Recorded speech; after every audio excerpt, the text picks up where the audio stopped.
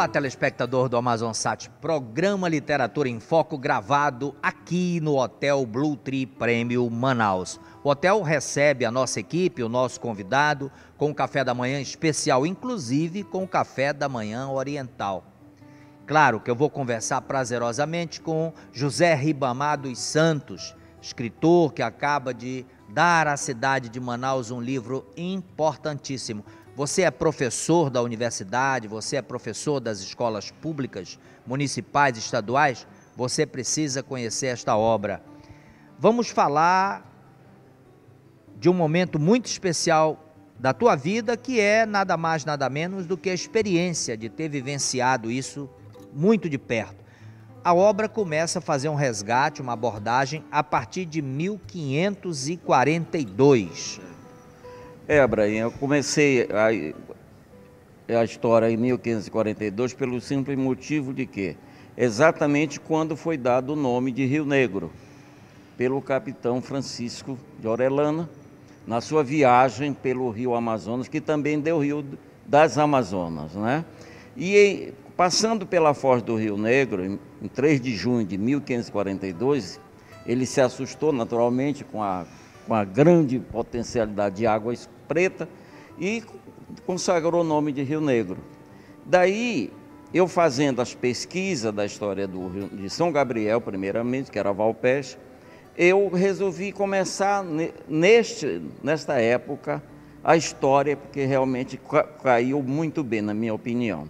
E, consagrando isso, depois vem a viagem do Pedro Teixeira, que realmente foi uma viagem de Cametá até Iquitos, no Equador, e daí realmente começa a integração do Rio Negro na capitania, na futura capitania, aliás, né? Então, realmente, a história do nosso livro começa nesta época. Interessante que é um livro substancial, um livro importante, mas claro que toda obra tem suas dificuldades. Muitas. Toda obra tem seus desafios, a pesquisa e tudo mais. Vamos falar um pouco das dificuldades das pesquisas, esses anos a fios de dedicação, de leitura, para que você pudesse construir essa obra importante. Abraim, eu gastei 6 anos na pesquisa para consagrar esse livro. Em primeiro lugar, quero salientar, se me permite, que este meu livro foi mais produzido como um termo de gratidão à região. Então, eu passei 6 anos pesquisando com muita dificuldade. Você sabe que você é um escritor. A gente, até para os meus amigos do passado da região, se ofereciam para me dar algum subsídio. Mas quando chegava na hora, eu negava. Então, eu encontrei realmente muita dificuldade para a conclusão desse livro. Mas, aqui e acolá, pesquisando, eu mesmo cito aí que o passado quando eu cheguei na região, em 1948, precisamente em novembro de 1948, quando lá chegamos, né? Se você me permite, eu introduzir mais um pouco, que nós chegamos na região do Rio Negro, por quê? Porque com o falecimento da minha mãe, aqui em Manaus, e meu pai era funcionário do SPI, hoje FUNAI. Então nós seguimos num navio a vapor chamado Chiborena, se me permite dizer, a empresa era chamada Pacheco Irmãos.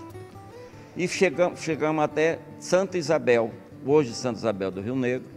De lá pegamos um barco chamado Irabá e fomos até o posto do SPI chamado Aruti. E lá ficamos até dezembro, princípio de janeiro de 49.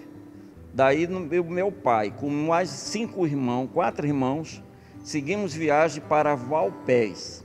Foi quando a primeira vez que eu coloquei meus pés na cidade de Valpés, janeiro de 1949. Valpés é muito importante. Eu percebi que nas entrelinhas da obra você deixa um carinho muito especial por Valpés. Por quê?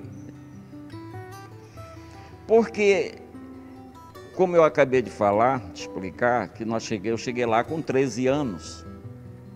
E daí em diante eu comecei a ter um carinho muito especial, porque foi uma nova casa que nos abrigou. Mas infelizmente nós fomos para a cidade para ser internos no Colégio da Missão Salesiana. Pois é.